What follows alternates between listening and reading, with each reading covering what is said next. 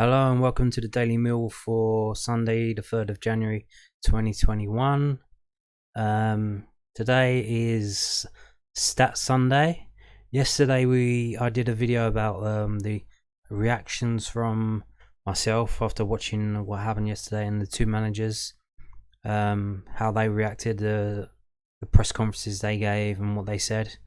And today is going to be Stat Sunday, where we're going to look deeper into the result of yesterday's 2-1 home defeat to Coventry City. And we're going to start off with this graphic. This is from Experimental 361, and this is Ben Mayhew's website. He's a stats guy, and this is the timeline of expected goals as you go through the game. And what you're seeing on the screen here is the blue line is Millwall's shots on goal, and every time there's a shot the line goes up because it's an expected goal. Any shot, however bad it is, as long as it's going towards the goal or near the goal, there's a small percentage of an expectation of a goal. And you can see here this the blue circle is where we scored and the red circle is where they scored, and our goal was a penalty, and penalties of expected goal score of about 0.8, just under. And you can see here when we got the penalty and scored it, our expected goals shot up. And I want to draw your attention to the blue line on the left hand side in the first half. The blue line is flat. It's flat. It's at 0. And it's at 0 all the way along until the end of the first half on the 45th minute. And when we start the second half, it's flat until about the 51st minute. And then we have one shot, and then we have another shot later. And then there's a stretch of play without a shot, and then another shot, and then the penalty come. And then there's another 2 shots after that. We did not have a single shot on or at the goal in the first half, and you can see here literally after 2 shots, after 3 shots, Coventry had scored 2 goals. So you can see that, and then you can see here these things that look like lightning bolts, where they had one shot and then quickly after they had another one. They had a 1, 2, 3, 4, 5. They had 6 of them in their match, in their line, and we had none really. Yeah, it's not pretty to look at. But also, if you can see, if you watch the red line, the second half, so they have a few attacks, and then after we get our first shot, which is right after they have their shots in the second half, we have a first shot, and then they have a long period where they don't have a shot. They have a period from about the 51st minute to probably the 77th minute, just after our penalty, where they don't have a single shot. So so what that says to me, and I was watching, this is when we had our little moment in the game where we started playing better. But what that says to me is they were told to consolidate and to defend, because they had this massive period of time where they didn't attempt to shoot. And obviously after we got the penalty and we scored it, they had a 2 goal cushion go down to a 1 goal cushion. And I think their manager, or Mark Robbins, must have told them, look, you probably can't defend. You can't play. We can't do this for the rest of the game. So you need to go and attack a little bit more. Don't push too hard, but attack a bit more, because trying to defend trying to sit back and defend all the times didn't work because Millwall scored. So then you can see they come back out and start playing again, and they have another 4 or 5 shots, and their expected goals goes up to just under 2, 1.8. So that's the story of the game in expected goals over time. Pretty disgusting at first half. Pretty disgusting. Yeah. I'm going to move on now to next website I've got lined up for you.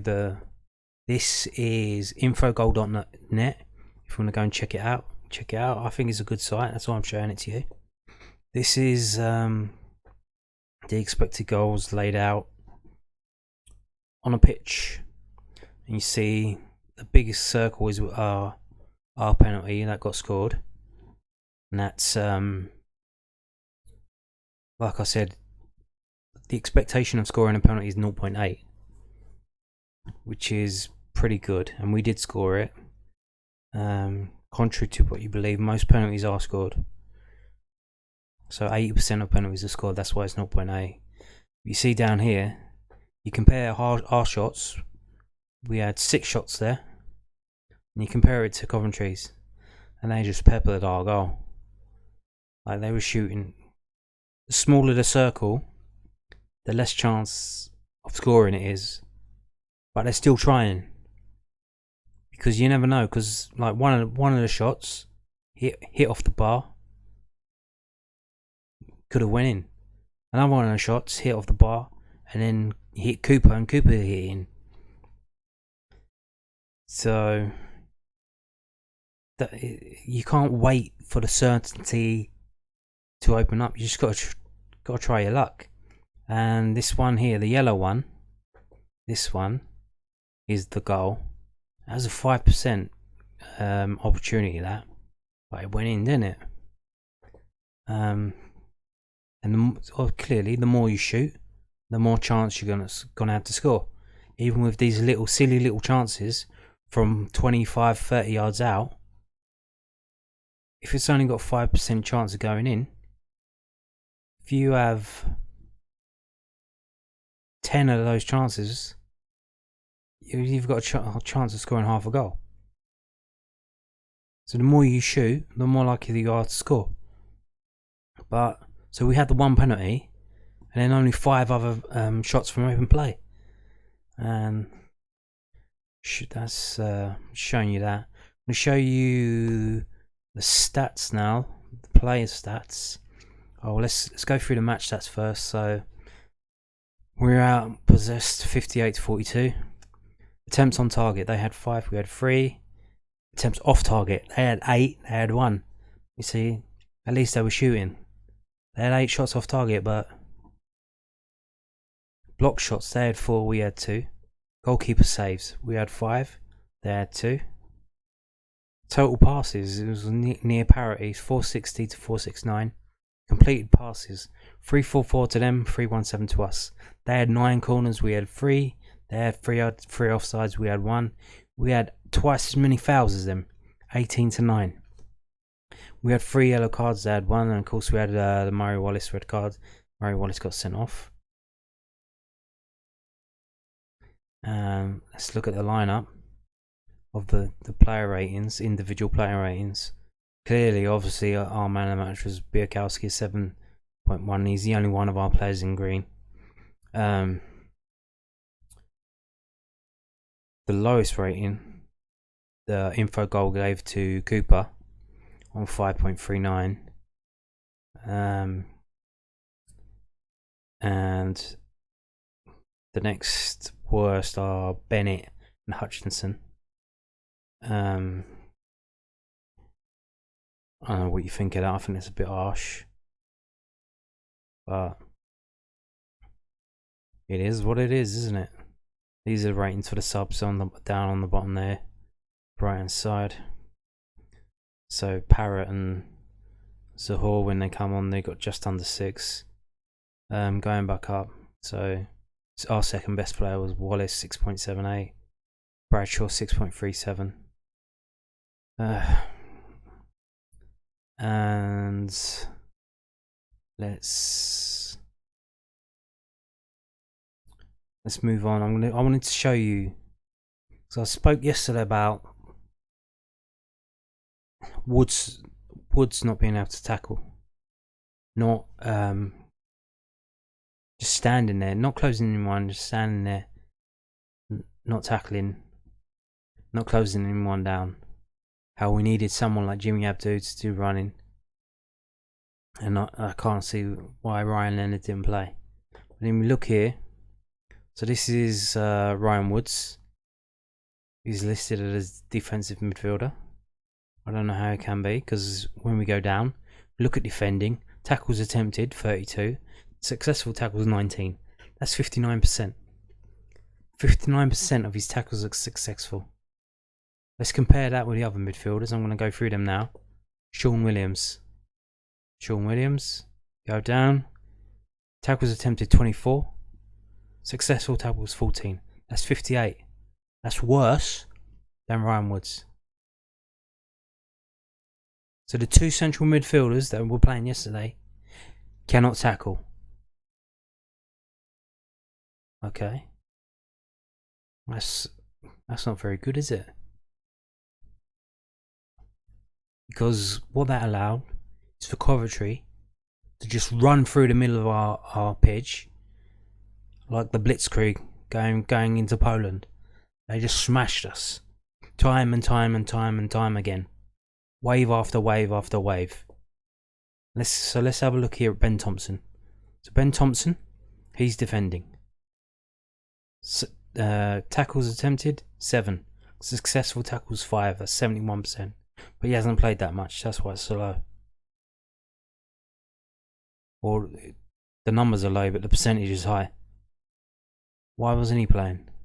Let's have a look at Ryan Leonard. They've got him listed as a winger. I don't know why. But again, let's go back down. Defending. 45 tackles attempted, 34 successful, 76% rate. And when Leonard was playing against Bristol City and Nottingham Forest, we got a result. We got a win and a draw. He drops him for Ryan Woods, who can't tackle. Plays him alongside Sean Williams, who can't tackle. And what happens? That the complete disaster that was yesterday's performance happened. You can't play. You need to play at least one midfielder in the middle who can tackle. Even if that means you play 3 in the middle.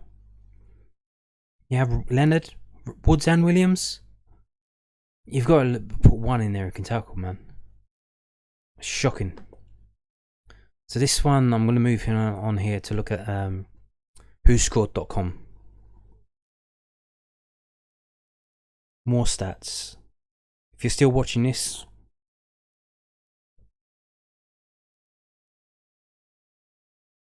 I bet you're loving it. Yeah. Stats. But it's Stats Sunday. It wouldn't be Stats Sunday if I didn't bring in stats, would I?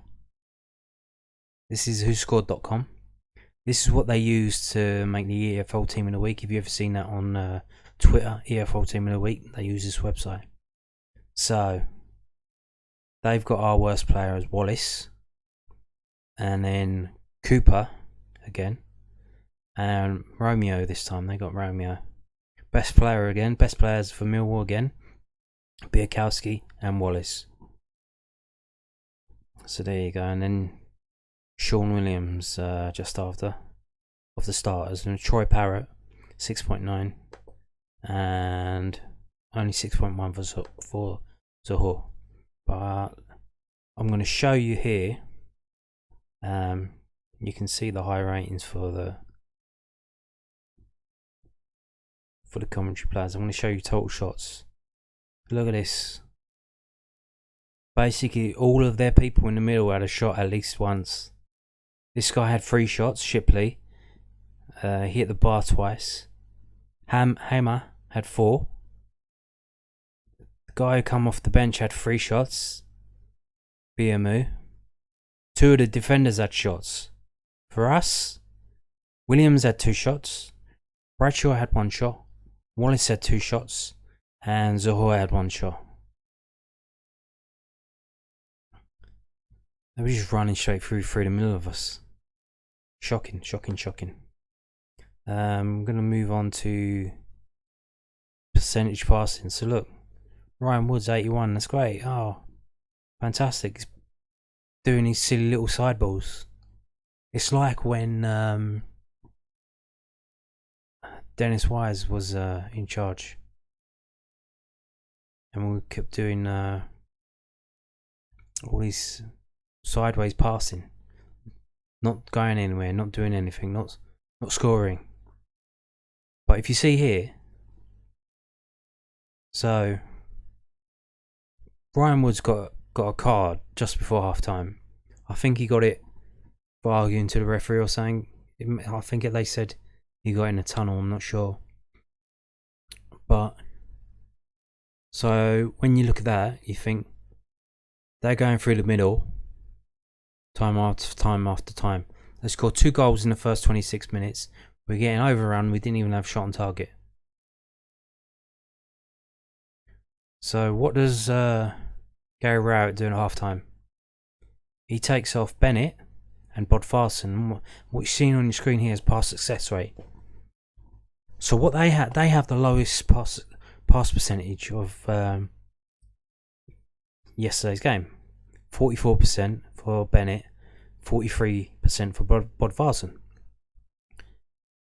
So that makes me think that Gary Rowett was looking at the performance that was being served up yesterday during the first half, and instead of seeing, oh, we're not tackling enough, we need to get someone in the middle who can tackle. Let me take Woods off because he's got a yellow card. He might get sent off. Let me put Leonard in there or Tomo in there. No, he looks at Bennett and Bodvarsson and saying, you're playing too many misplaced passes. That's why we're not playing well. So I'm going to take both of you off because you're not passing well. If that's why he took those 2 off and didn't take Woods or Williams off, then he's lost the plot. We needed someone in the middle who could tackle. They were passing rings around us. Look at the percentages here. The striker who got took off, he's 100% of his passing. 100%. Every pass he tried, he got. It was successful. And down the middle as well. 85 from Nafadzian. Hamer, 82%. Sheath, 86%. The geezer hit the bar twice. Shipley, 93%. But down there, left hand side, where Romeo and Wallace usually do pretty well teaming up and go attacking, and they're pretty good at harassing and closing down. Only 56% and 65% for McCallum and Hyam. But on the other side, Darbo, 79%. Someone said that was because Bennett wasn't tracking back and helping out Murray Wallace. But if the reason why Bennett and Bodvarsson were taken off because they weren't passing it right, not because we needed to get someone in the middle who could crunch a tackle.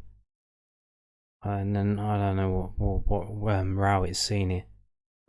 He's lost the plot.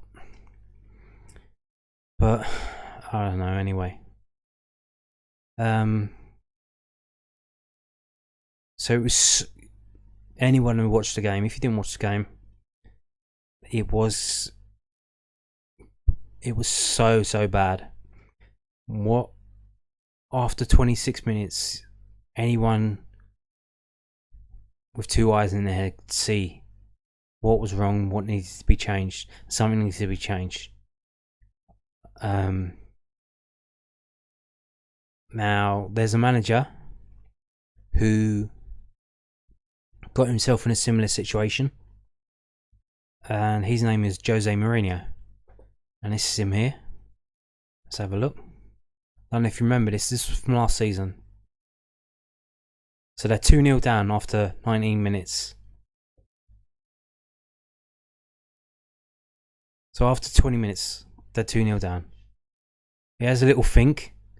And then after 29 minutes, 10 minutes later, he takes Eric Dyer off. Because it's not working. They're 2-0 down. And they needed to win that game to qualify for the last 16 of the Champions League.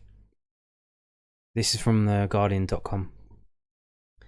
And you can see why he's a special one, why he's such a great manager.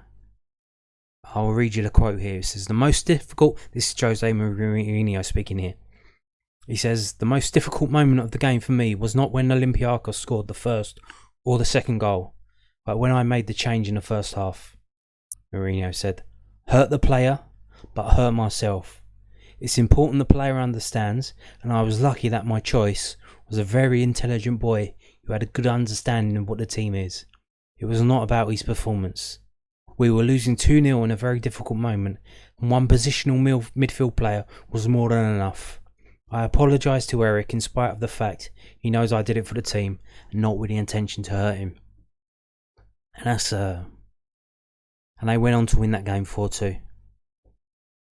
But you can see, that's what a great manager does. You know? 2-0 down after 20 minutes.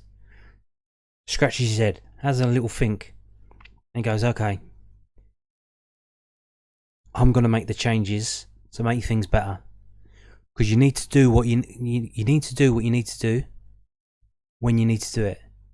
Don't wait. It's not going to get better. If you don't change anything, nothing's going to change. And he waited till half time. We could have been 5-0 down, 6-0 down by then, if it wasn't for Biakowski in goal. And then what? Let's wait until half time, till it's all over, till it's just so you can make the changes in public in the dressing room. You don't have to deal with what you need to deal with by doing what you need to do when you need to do it. And now we've got another game on Saturday. It's Boreham Wood away. It's their first game ever in the FA Cup third round. This is not only a banana skin, this is a whole plantation of bananas. This is, I'll tell you what. Check the team news before the game. If Ryan Wood starts, mortgage your house and put all of it on Boreham Wood to win. Because they are well up for it. Just after our game, they were on BT Sport Live. They smashed Barnet 3-0. They're young. They get stuck in. And this could be really embarrassing for Millwall. This could be Woking 2.0. Yeah, I'm really worried. I don't know about you. But you can see here what a real manager does. Things ain't working, make changes. What Gary Rowett did, wait until half time, hope for the best. Thanks for watching. That's Stats Sunday. There'll be a video tomorrow. Until then, bye for now.